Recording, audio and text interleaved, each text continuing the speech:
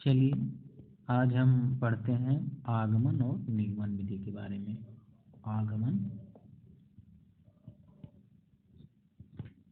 आगमन और निगमन, यह दो विधियां हैं और एग्जाम में बार बार इसको पूछा जाता है।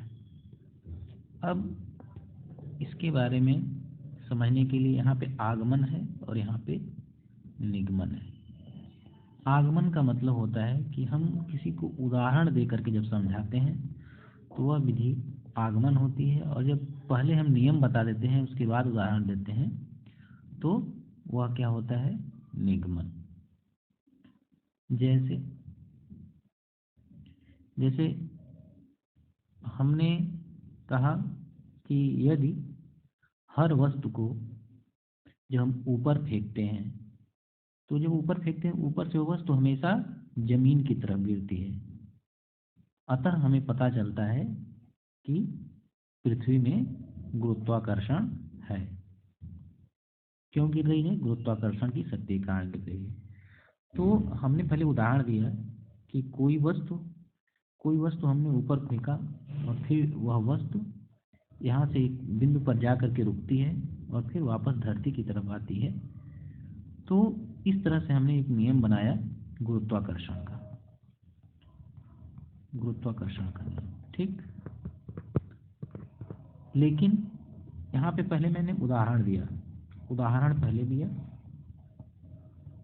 और निष्कर्ष उसका हमने बाद में लगाया कि यह गुरुत्वाकर्षण शक्ति के द्वारा हुआ। तो यह जो विधि है, यह विधि क्या हो गई? आगमन हो गई, ठीक। और निगमन में हम इसी का उल्टा करेंगे। पहले हम यहीं पे लिख देंगे ऊपर ही गुरुत्वाकर्षण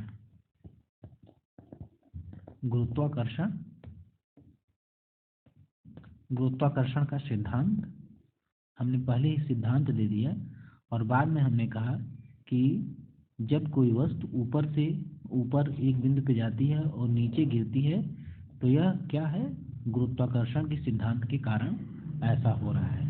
मैंने पहले उदाहरण नहीं दिया, पहले सिद्धांत दिया और फिर उसका बाद में उदाहरण दिया। इस तरीके से हमने देखा कि अगर उदाहरण अगर पहले है और नियम बाद में दिया जा रहा है तो वह आगमन विधि होगी, और पहले नियम दिया जा रहा है, उदाहरण बाद में दिया जा रहा है तो क्या हो गया? वह निगमन विधि हो गई, ठीक। तो हम इसे हमेशा के लिए कैसे याद कर लेंगे? ठीक है, हमेशा के लिए याद करने का एक सबसे सिंपल सा फार्मूला है इसका कि यहाँ पे आप अ देख रहे हैं, और इस तरीके से बन रहा है और इस तरीके से बनता है, तो इसमें डंडी नहीं लगानी है, वाली डंडी नहीं लगानी है, ठीक है। इसको हम हटा देते हैं यहीं से। हमें बस इतना ही लिखना है, ऊ लिख देना है, ठीक है, ऊ। इससे हम जान जाएंगे कि पहले उदाहरण आएगा, ठीक।